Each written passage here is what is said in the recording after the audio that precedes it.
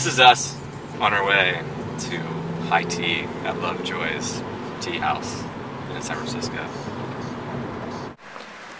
Are you excited about tea? Have you ever had high tea before? No? I haven't had high tea before. First of all, there's a difference between high tea and low tea. In the United States, we often use the term high tea to describe any formal tea party. This usually consists of a meal with tea and small bite-sized food, such as sandwiches, scones, and fruit served on fancy plates or china. Instead of the high in high tea referring to the height of the table or the place of the sun in the sky, we Americans use it to refer to high class, as high tea is served mostly in fancy settings. So what do you think so far of your tea experience, AJ? Very fancy. And you, Adam? I'm thinking I'm going to be hungry afterwards. I'm going to probably want to go get a burrito.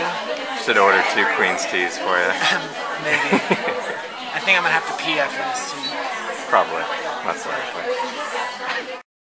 The custom of high tea originated in England when Catherine Henrietta of Braganza, Portugal, married King Charles II in 1661 and brought the practice of having tea with her, making it very fashionable. In England today, they will shake their heads at Americans that misuse the term high tea. And even now there is much debate as to when high tea traditionally was held, but most agree that it was held between 10 a.m. and 2 p.m., whereas low tea or afternoon tea is held from 2 p.m. and 5 p.m. This would make sense as to why high tea was primarily held only by women. Tea had been a part of life for both sexes as a meal served before dinner, which was served typically between 8 and 11. However, since high tea was held in the middle of the day when men were at work, this gave women who traditionally didn't work time for them to entertain and socialize with each other.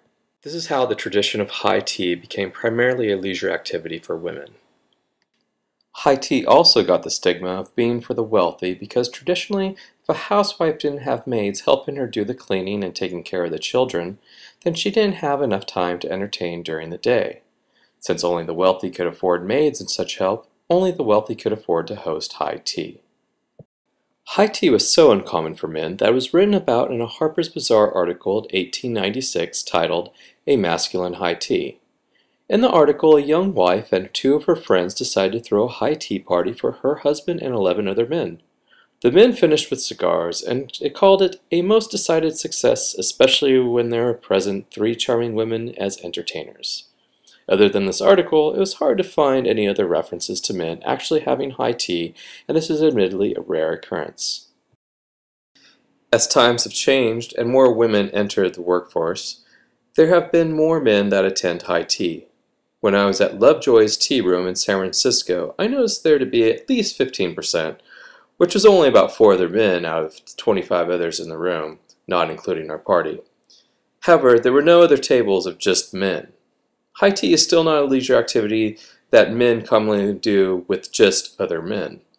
For one reason, I believe it's the perceived femininity of high tea.